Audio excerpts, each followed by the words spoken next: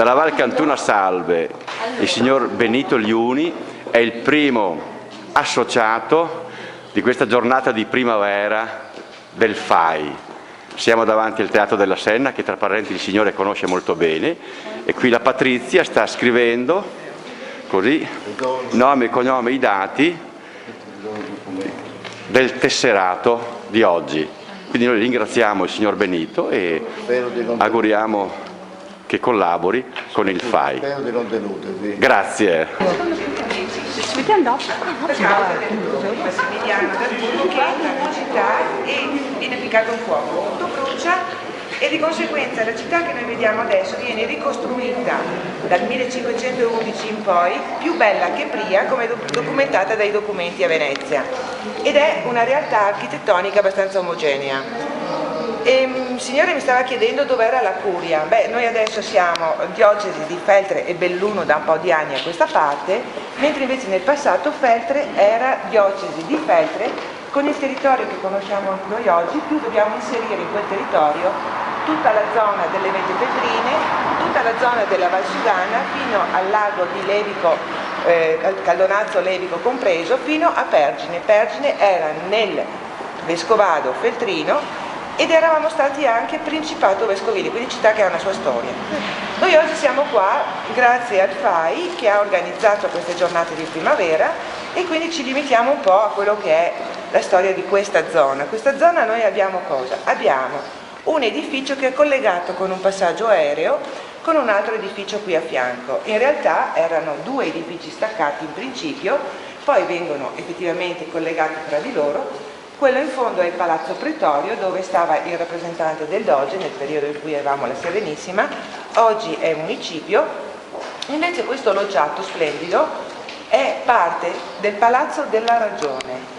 Si ricostruisce questo edificio come palazzo dove venivano i 70 nobili deputati a ragionare, a discutere sulle sorti della città e avevano la loro stanza dove noi andremo adesso di sopra, però non voglio anticipare nulla su questo, e verrà poi questo edificio successivamente trasformato.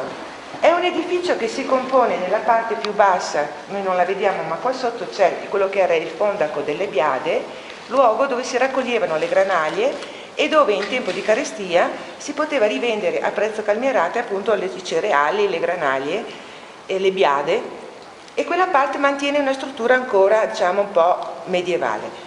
Questa parte viene modificata ancora nel tempo, infatti questo loggiato, se voi vi girate, vedete che sono queste grosse pietre che ricordano una struttura palladiana. Palladio, c'è chi dice che è stato a Feltre, chi dice che non è stato a Feltre, comunque sicuramente ha fatto lo studio per un teatro in Feltre e il suo studio è conservato al British Museum di Londra. Quindi se anche non fosse stato di persona qua, le maestranze hanno lavorato applicando un po' questa caratteristica appunto di questo loggiato. Il loggiato, se voi osservate, mantiene ancora parte di lapidi scalpellate. Quando termina la potenza della Serenissima si pensa di togliere queste scritte, perché Venezia aveva lasciato una città infiorettata di tutto e di più, che parlava appunto di chi era presente nel territorio. Tant'è che ad un certo punto non si chiama neanche più la persona a fare gli affreschi, ma si usa addirittura il sistema timbro. Se voi osservate in fondo vedete che c'è un disegno in alto dove c'è San Vittore e Santa Corona, la giustizia nel mezzo, e questo tipo di lavoro viene fatto a timbro. In pratica io faccio solamente un po' di intonaco e poi col timbro velocemente posso fare uno stemma. Io oggi sono eletto rappresentante della città, domani viene qualcuno, ma non c'è problema, facciamo presto, facciamo un timbro, quindi di tutto e di più. Chiaro che quando loro se ne vanno, chi arriva dopo dicono non ci importa e ci tolgono le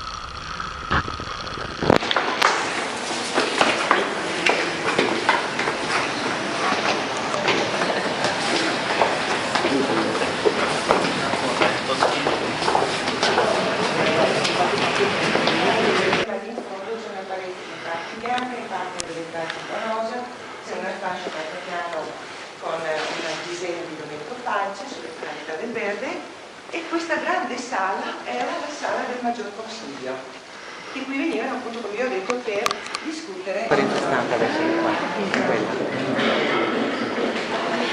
Abbiamo qui con noi Daniela Battistel, che ha appena terminato brillantemente la sua guida a una ventina di visitatori del FAI, quindi volevamo chiedere un'impressione su questa giornata di primavera che il FAI sta organizzando in tutta Italia, e oggi siamo qui al Teatro della Senna, una meraviglia di Feltre.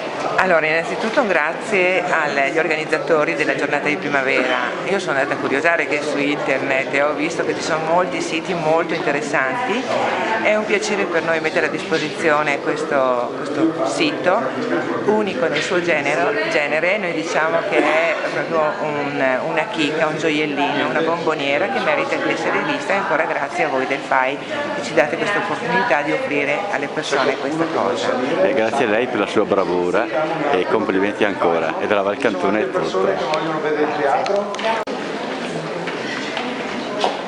Quando sarebbe, perché Abbiamo 20 no. Benissimo. se a guida la guidare, ma anche dopo c'è fare a Corriera, non si può andare. Ma tata interlineata mia qua. No, adesso porta seguito, capogruppo,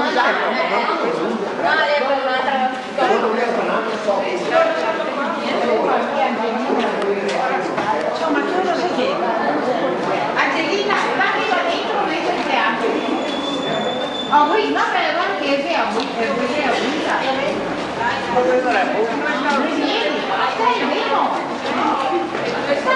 Andiamo a vedere che teatro. Vabbè, ero a colori.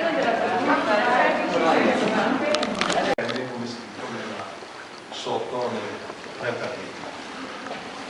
Se avete la possibilità un giorno di vedere la sala del Consiglio Comunale, c'è un grande dipinto in cui si vedono i nobili che si coprono per il freddo all'interno dell'edificio che lo contiene. Quindi magari scendiamo nella piazzetta.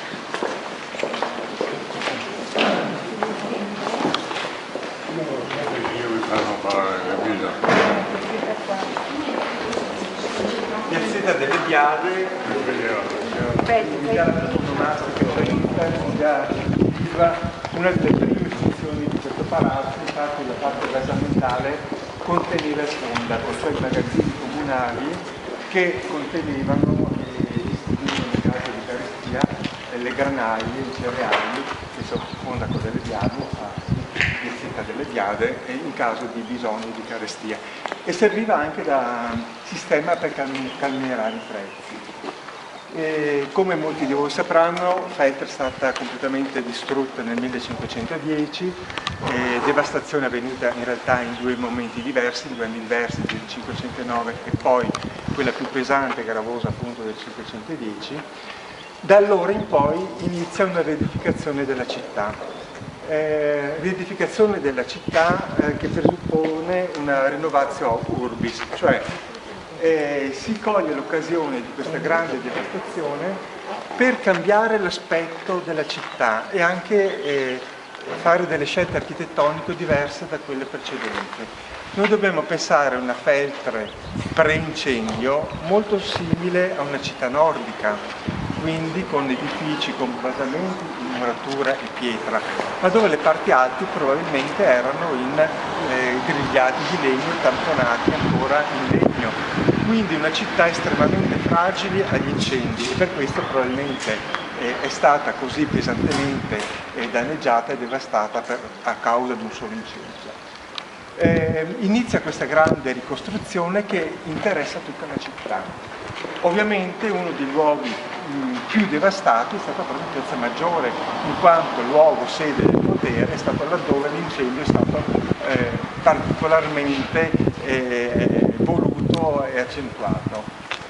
Si comincia a ricostruire tutto, il castello che era la residenza del rettore, il palazzo pretorio che era il luogo dove si riunivano i rettori veneti per governare la città, e si inizia anche la ricostruzione del Palazzo della Ragione. Il Palazzo della Ragione non è altro che il luogo dove attualmente faremo il Consiglio Comunale, quindi una sede del municipio.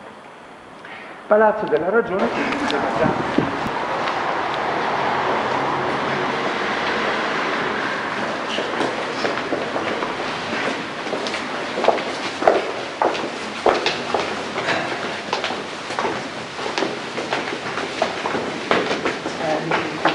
faccio fare un mini step. Come vedete il palazzo è distribuito da un'unica scala. Come il primo progetto nel modellino del famoso Lapicida, Giovanni da Venezia Lapicida, abbiamo la scala centrale di fatto divide in due il palazzo, da una parte con l'auditorium invernale, che sarà quello che poi viene utilizzato come sede